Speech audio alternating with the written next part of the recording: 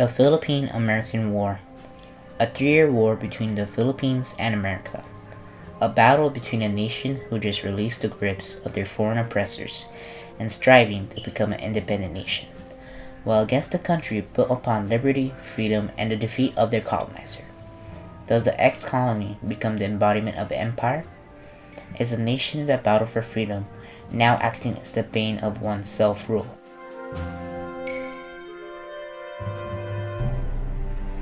Emilio Aguinaldo set up the foundation of the First Philippine Republic. As the leader of the revolution, Emilio Aguinaldo made a declaration of independence on June 12, 1898. Aguinaldo also helped draw up the Malolos Constitution and promulgated it on January 21, 1899, just a couple of days before he became the first president of the Philippine Republic. However, President Aguinaldo's republic was seen as illegitimate and wasn't acknowledged by other nations. The Filipinos' revolution would soon be prolonged within the Treaty of Paris. The Treaty of Paris brought an end to the Spanish-American War, but within it, Spain was also forced to cede their colonies of Guam and Puerto Rico. This treaty also allowed America to hold the Filipino city of Manila until further understanding. The details of the treaty took long to reach the Filipinos as they lacked any representatives or observers to witness the signing of the treaty. The purchase of the Philippines for $20 million ignited debates and an anti-imperialist movement within America. President William McKinley issued Benevolent Assimilation on December 21, 1898, which outlined his policies annexing the Philippines. After the acquisition of the Philippines, America at first was uncertain of what to do with the islands. President McKinley even stated in his speech, "The truth is, I didn't want the Philippines, and when they came to us as a gift from the gods, I did not know what to do with them." President McKinley then stated there was nothing left for us to do but to take them all and to educate the Filipinos and uplift and civilize and Christianize them, and by God's grace do the very best we could by them, as our fellow men for whom Christ also died. This thing in particular is that the liberation of the Philippines was perhaps an extension of manifest. Days before the ratification of the Treaty of Paris, a cabinet meeting was held in Bulacan. The meeting was to decide on the intentions of the Americans. Majority of the men in the cabinet meeting argued that the Americans have good intentions.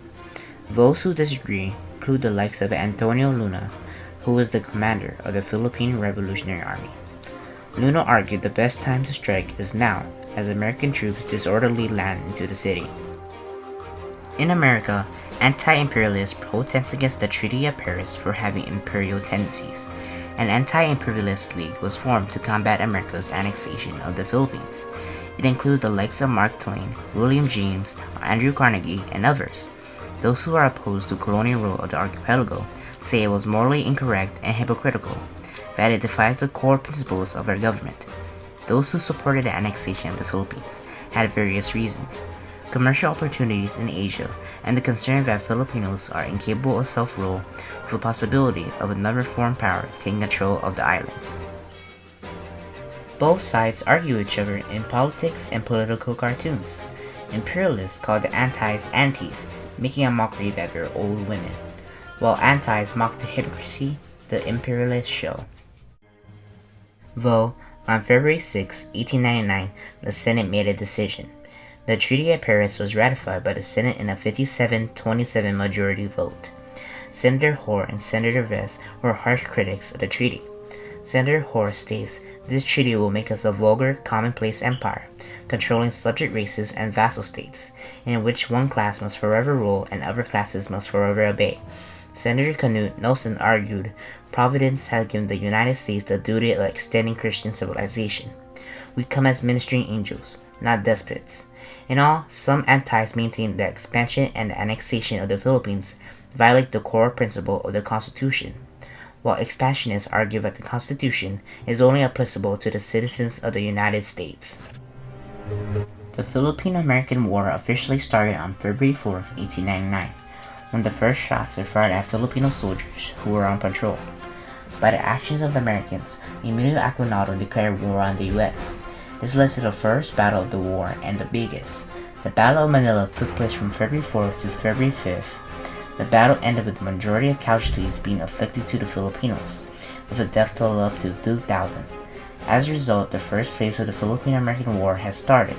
The first phase is where the Filipinos try to fight the war through conventional warfare. This phase started from February till November of 1899. It was ultimately dominated by the Americans, as Filipino troops were low on ammunition, lacked weapons, inexperience, and mutiny within the ranks, all of which will plague the Filipinos throughout the war. However, the war can be turned around if the plans of Antonio Luna are approved. The Luna defense line consists of a guerrilla base on a mountain with networks of baboon trenches, spiked man traps, and pits of poisonous snakes. Filipino marksmen can slowly retreat into the jungle and slowly dismantle the American army. Unfortunately, on June 5, 1899, Henry Luna was led on and cornered by soldiers of the Cavite Regiment, some of which he originally dismissed for insubordination before being reinstated by President Aquinado. He was brutally massacred by his own countrymen. His last words were, "Cowards, assassins." With Luna's death, his plans was never carried out. The war is soon entering into its second phase, where the Filipinos shift to guerrilla warfare. They will continue their guerrilla campaign to the end of the war.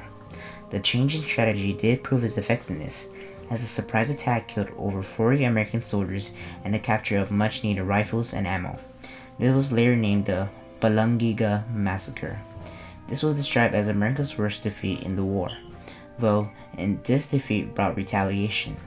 As some historians argue, the true massacre was American retaliation on the island of Samar. In 1900, America had established a colonial government within the Philippines. Future President William Howard Taft established a political campaign called the Policy of Attraction.